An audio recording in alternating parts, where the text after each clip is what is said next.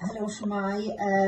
Ceryl Rhys Dillon yw fenw i. Dwi'n gweithio fel ymgynghorydd rheumatolog yn Ysbyty'r Glam yn Llantrisant.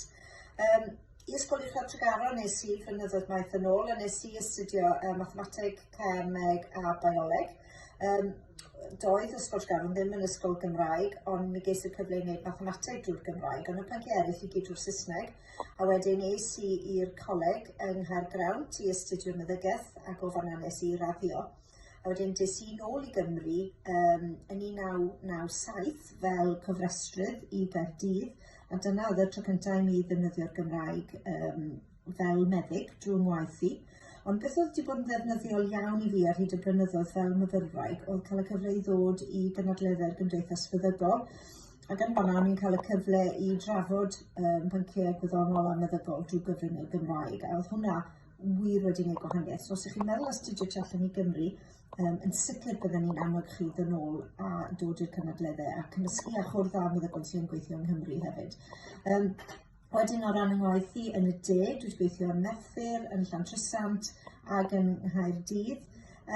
Ac bod rhain yn ardaloedd falle sydd chi ddim yn ystyried oedd yn ardaloedd yn Cymreig i iaith, dwi'n sicr yn defnyddio'r Gymraeg yn wythnosol yn y ngwaith, os nad yn ddyddiol gyda staff. Mae nifer o'n nhîm meddygol i a tîm nyrsio yn siarad Cymraeg a hefyd tîm ysgrifenyddol.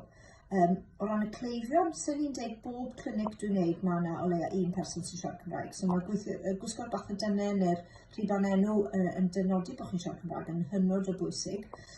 A dwi'n meddwl ambell waith mae pobl yn swil i ddefnyddio'r Gymraeg gyda'r meddyg, ond mae hyn yn gwella ar mwyaf o feddygon a nyrsys a'r tîm meddygol sydd dyn ni sy'n medru'r Gymraeg y gorau ma fe i'n cleifion ni yng Nghymru. So, sy'n ni'n argymhelchu, os yn bosib i wneud darn o'ch gwrs yn Gymraeg, neu os ydych chi'n astudio tu allan i Gymru, yn sicr dewch nôl i'r cynadleddau.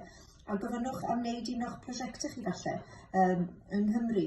Enghraifft, nes i ddod o Gaergrawnt i wneud yn bloc meddyg teulu yng Nghaerdydd, achos nes i drefnu fe fy hun, ond oedd yr ysgol feddygol yn hollol hapus i fi drefnu bloc mewn gwlad arall, os oedd ydych chi resymau digon dilych. So, peidiwch â di-ystyru hynna os ydych chi'n gadael bod chi yn gallu trefnu bloc nôl neu cyfnod diwysio nôl. Pob hwyl i chi gyd a pob hwyl 'da'r cyfweliadau a'ch dewisiadau.